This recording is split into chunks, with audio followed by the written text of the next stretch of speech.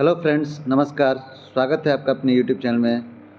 दोस्तों, सबसे पहले तो मैं नए वर्ष की आपको हार्दिक शुभकामनाएं देना चाहता हूं और नव वर्ष मंगलमय हो सभी का। तो सहायक शिक्षा निदेशक बेसिक आजमगढ़ मंडल में कल मीटिंग हुई थी आजमगढ़ मंडल के जिला बेसिक शिक्षा अधिकारियों की, जिसमें 3 जनपद आते हैं, आजमगढ़, मऊ और बलिया। तीनों जनपद के बेसिक शिक्षा अधिकारियों के लिए दिशा निर्देश जारी किया गया है कि विद्यालयों में इंचार्ज अध्यापक, प्रधानाध्यापक के प्रभार के संदर्भ में जल्द से जल्द कार्रवाई की जाए और यह दिनांक 15 जनवरी 2026 तक ये कार्रवाई पूर्ण करके और जल्द से जल्द इसकी कार्रवाई को पूर्ण कर लिया जाए। तो उसी संबंध में सहायक शिक्षा निदेशक आजमगढ़ का लेटर जारी हुआ है, ठीक है, एडी बेसिक का। तो इस लेटर में क्या कहा गया है और इन्होंने क्या दिशा निर्देश दिया है, तो मैं आपको पूरी जानकारी दूंगा। वीडियो में बने रहेगा और जो साथी चैनल पर नए हैं वो चैनल को लाइक कर दे, सब्सक्राइब कर ले और साथ ही साथ बेल आइकन की घंटी को प्रेस कर ले। तो आइए दोस्तों, मैं बिना टाइम वेस्ट किए हुए आपको पूरी जानकारी देता हूँ। तो सबसे पहले तो आप लोग लेटर में देख सकते हैं कि सहायक शिक्षा निदेशक बेसिक आजमगढ़ मंडल, आजमगढ़, जिला बेसिक शिक्षा अधिकारी आजमगढ़, बलिया एवं मऊ, तीनों के लिए लेटर जारी हुआ है और दिनांक 31 दिसंबर 2025 कल ही का लेटर है। विषय है कि विद्यालयों में इंचार्ज प्रधानाध्यापक के प्रभार के संदर्भ में, ठीक है। इसमें कहा गया है कि महोदय, आप अवगत है कि आज दिनांक 31/12/2025 को ACS की समीक्षा बैठक में उपरोक्त बिंदु पर प्रगति आख्या के विषय में समीक्षा की जाएगी। इस संदर्भ में स्पष्ट करना है कि जिन प्राथमिक विद्यालयों में 150 छात्रों से अधिक छात्र संख्या है, वहाँ पर अस्थायी हेडमास्टर पदोन्नति तैनात किया जाना है। तो 150 से अधिक प्राथमिक विद्यालय में छात्र संख्या पर अस्थायी हेडमास्टर के पदोन्नति तैनात किया जाना है तथा शेष प्राथमिक विद्यालयों में जहाँ 150 से छात्रों से कम छात्र संख्या है, वहाँ पर वरिष्ठतम अध्यापक को प्रभार देना है, ठीक है, यानी कि इंचार्ज को देना है जहाँ पे 150 से कम छात्र संख्या है। और इसी प्रकार उच्च प्राथमिक का भी वही है। इसी प्रकार जिन उच्च प्राथमिक विद्यालयों में 100 से अधिक छात्र संख्या है और यदि वहाँ पर अस्थायी प्रधानाध्यापक तैनात नहीं है, तो वहाँ पर प्रधानाध्यापक पद पर पदोन्नति तैनात की जानी है और उपयुक्त कार्य के लिए जनपद की 2 वरिष्ठता सूची बनाई जानी है, ठीक है। तो यहाँ पे समायोजन भी हो रहा है, पदोन्नति भी हो रहा है और साथ ही साथ प्रभार भी, इंचार्ज भी दिया जा रहा है। 3 काम एक ही साथ हो रहा है।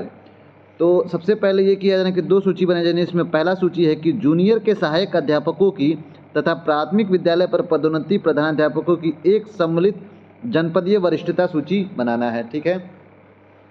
दूसरा बनाना है कि प्राइमरी के सहायक अध्यापकों की जनपदीय वरिष्ठता सूची बनानी है, ठीक है। और ये दोनों सूची बनाने के बाद, उपरोक्त सूची तैयार होने के बाद, प्राथमिक विद्यालयों के हेड मास्टर पद पर जहां 150 से अधिक छात्र संख्या हो परंतु हेड मास्टर अस्थायी तौर पर पदांकित न हो, वहां पर प्रमोशन द्वारा प्रधानाध्यापक तैनात करना है तथा जिन जूनियर विद्यालयों में 100 से अधिक छात्र संख्या हो परंतु वहां पर समायोजन द्वारा प्रधानाध्यापक अस्थायी तौर पर तैनात न हो, ऐसे जूनियर हाई स्कूलों में प्रधानाध्यापक पद पर पदोन्नति तैनाती की जानी है। यानी कि इस बात से साफ स्पष्ट है कि यहाँ पे प्रमोशन भी हो रहा है। तो जहाँ पे 150 से अधिक है वहाँ पे प्राथमिक विद्यालयों में, और जहाँ पे 100 से अधिक है जूनियर हाई स्कूलों में, वहाँ पे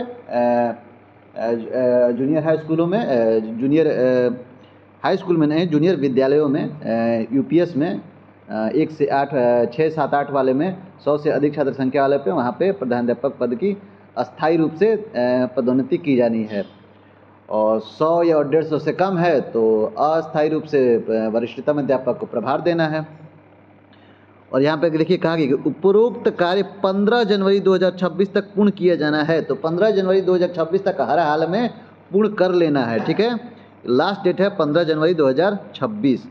फिर आगे कहा जा रहा है कि जिन प्राथमिक विद्यालयों में 150 से कम छात्र अध्ययनरत हैं तथा जिन जूनियर हाई स्कूलों में 100 से कम अध्ययनरत हैं, वहाँ पर न तो प्रधानाध्यापक तैनात होंगे और न ही प्रधानाध्यापक पद का वेतन दिया जाएगा।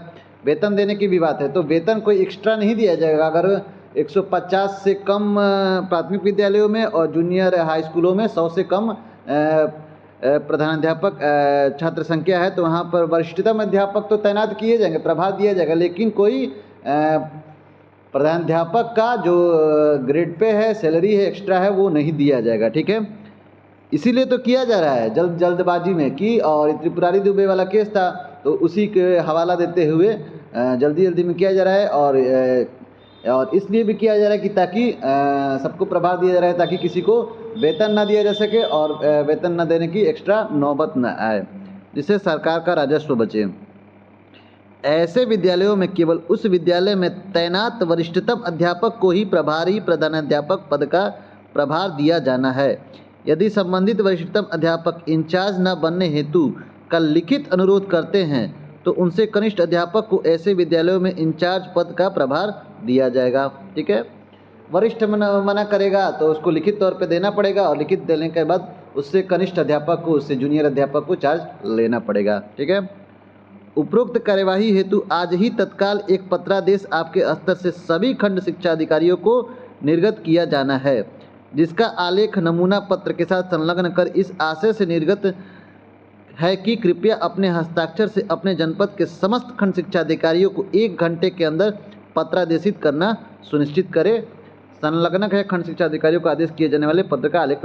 ये बीएसए के लिए कि अपने अपने खंड शिक्षा अधिकारियों के लिए तुरंत पत्र जारी करें और उसको सूची बनाना तैयार करें। ठीक है, मनोज कुमार मिश्रा, सहायक शिक्षा निदेशक, बेसिक आजमगढ़ मंडल, आजमगढ़ का ये लेटर है। ठीक है, तो इस आदेश में यही कहा गया है कि जल्द से जल्द 150 से अधिक और 100 से अधिक जहाँ पे छात्र संख्या है वहाँ पे अस्थायी रूप से प्रधानाध्यापक की तैनाती की जाए और जहाँ पे कम है संख्या वहाँ पे अस्थायी रूप से वरिष्ठतम अध्यापक को प्रभार दिया जाए। और यह कार्रवाई 15 जनवरी 2026 के भीतर कर लेना चाहिए, कर लेना होना है। ठीक है, सुनिश्चित कर लेना चाहिए।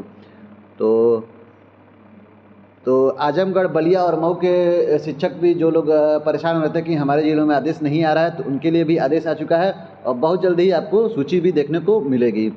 तो उम्मीद करता हूं दोस्तों कि आपको जानकारी अच्छी लगी होगी, और जानकारी अच्छी लगी होगी तो हमारे चैनल को लाइक करें, सब्सक्राइब करें और अपने दोस्तों में शेयर करना ना भूलें। तो मिलते हैं अगले वीडियो में, तब तक के लिए दोस्तों इजाज़त दीजिए। जय हिंद, जय भारत।